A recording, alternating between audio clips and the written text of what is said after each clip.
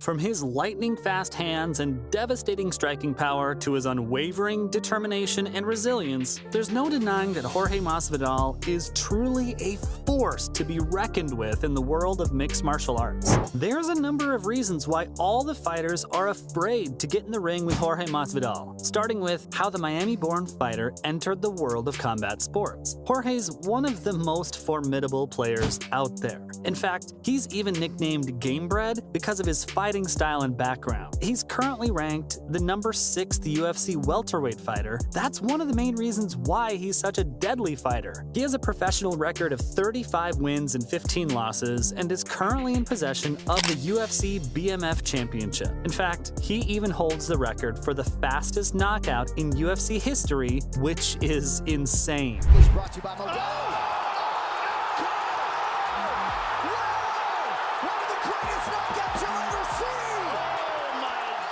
He beat the previous record when he took down Ben Askren within merely 5 seconds in the ring with him at UFC 239. I'm floored. Masvidal began his combat sports journey by taking part in wrestling during high school. He began training in karate and mixed martial arts after dropping out of school due to his bad grades. He also participated in street fighting, which gave him the edge he needed to become one of the most intimidating fighters of the UFC. He defeated the famous Kimbo Slice's protege Ray during one fight. The American professional fighter made his mixed martial arts debut at the young age of 18 and ended up winning his very first fight against Brandon Bledsoe at Hook and Shoot Absolute Fighting Championship 3. The Florida-based fighter amassed a record of 4-0 before he moved on to lightweight. Here, he fought Justin Wisniewski at AFC 8 and won the fight via majority decision. He ended up returning to welterweight where he fared much better. He defeated David Gardner via technical knockout punches at AFC 15 and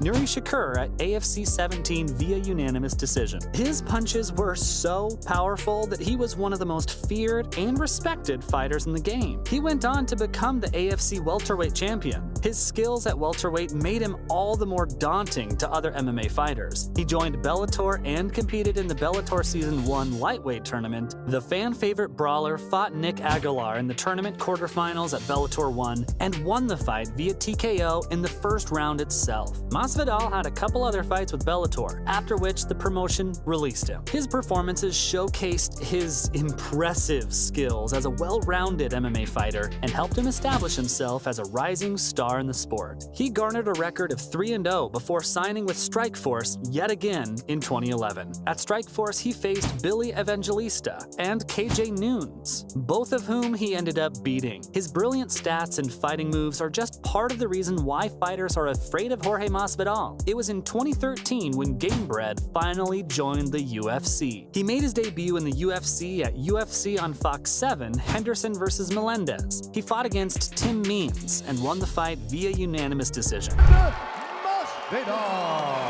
Unanimous decision victory for Jorge Masvidal with his 6 takedowns in the fight.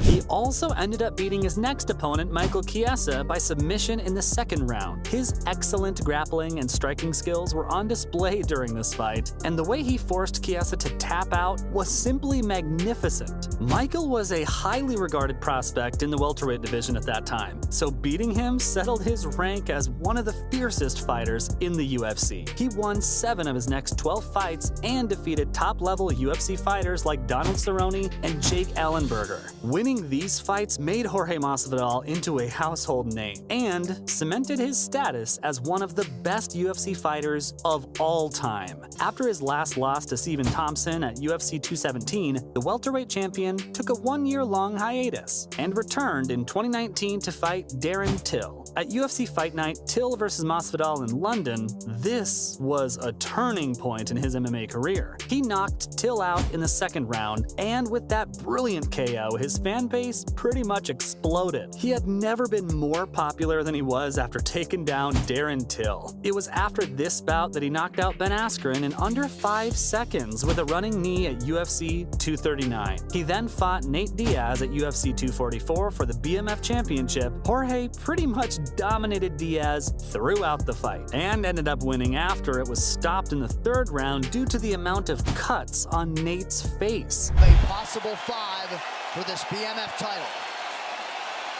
Doctor in to check on the cut of Nate Diaz.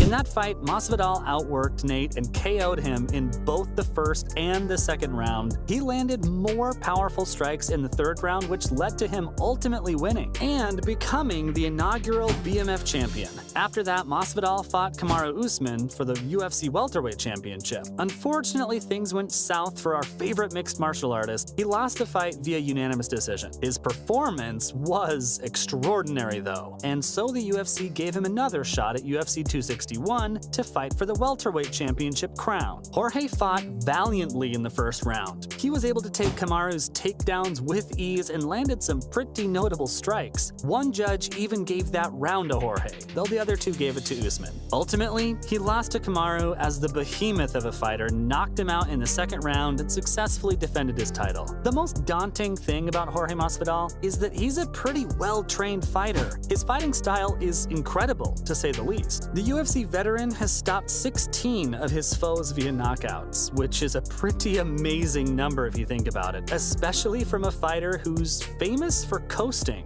This man hits hard, and he does so in a variety of creative ways. The thing about Jorge is that he understands just how important distance is in a game. He stands pretty tall in a fight, which opens him up to a few defensive risks, but he still manages to be quite slick in the ring. The brilliant fighter slides in and slips out of the way pretty easily. He's mastered range control, which is why he can avoid taking punches and hits with no trouble. He relies on his reaction time to defend himself efficiently, and it works. Jorge is the kind of fighter who uses his lead hand and lead leg in an effective manner. It all goes back to his excellent distance management skills. His left side's usually closer to his foe in the ring, so that's what lands first. He's more of a boxer, so his jab is pretty important, and it almost never lets him down. Being good at jabbing your opponent is mostly about variety, if I'm being honest. What Jorge does is that he sticks the other fighter with a hard snapping jab, or he shoots out a lightning fast jab without committing his legs before he doubles up, and jabs the body of his opponent. He also sometimes feints one variation before throwing a different one, which is quite clever because it confuses the opponent. His jabs disrupt his opponent a lot. We saw how he relies on his tall stance and his jab in his fight against Al La Quinta, in which Jorge dodged around a